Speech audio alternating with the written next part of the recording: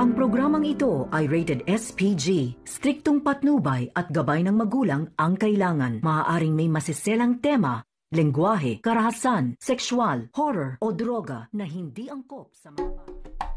Nagtataka naman ngayon si Don Julio kay David dahil paano niya nalaman ang tungkol sa kalaban dahil nandoon naman siya sa hospital. Ngunit natigilan na lang si David dahil hindi siya makakasagot ng diretsyo dahil nag-iisip pa ito ng tamang isasagot niya. Galit na galit si Ramon pagkatapos matuklasan niya na trinaidor lang pala siya ng kanyang mga tauhan. Iniisa-isa niyang binaril ang kanyang mga tauhan para pilitin ito na magsabi ng totoo at naalala ni Ramon na ang taong nagtangka sa kanya bumagsak ito at napilayan at dito hindi nagdadalawang isip si Ramon na itutok ang kanyang baril sa hita ni David. Isang mabilis at biglang ginawa ito ni Ramon kaya hindi na namalaya ni David. Dito na nga siya napasigaw ng aray. Tinanong agad ito ni Ramon kung ano ang nangyari sa hita niya at paano niya ito nakuha. Ngunit hindi na makasagot-sagot si David sa tanong ni Ramon kaya nakatulala na lang ito. Dito na kaya malalaman ni Ramon na isang impostor at isang traidor itong si David. Samantalang handang-handa na nga sila Tanggol at ang mga kasamahan nito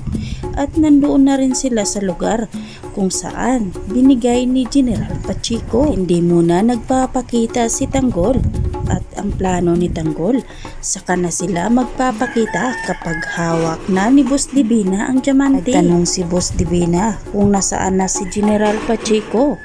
Ngunit hindi daw ito magpapakita hanggat hindi nauubos nila ni Tanggol ang Mamba Cartel. Habang si Supremo naman ay dumating na nga sa lugar kung saan binigay ito ni General Pacheco. Ngunit nagmamatsyag muna sila sa palibot. Hindi nila alam kung ano pa ang planong patibo ni General Pacheco. Habang sila Tanggol naman, napansin naman nila na hindi basta-bastang talunin ang grupo ng Mamba Cartel at mukha nga daw silang mahihirapan na talunin ito. Ngunit hindi natatakot at hindi natitinag si Tanggol. Buo pa rin ang kanyang loob na tatalunin nila ang grupo ng Mamba Cartel. Mananalo kaya sila Tanggol sa kanilang laban? Aabangan natin yan mga kaibigan sa susunod pang mga kaganapan dito lang sa FPJ Batang Quiapo. At huwag po sana ninyong kalimutan na i-like, i-share at pahingi na rin ng isang subscribe. Maraming salamat sa inyong panunood.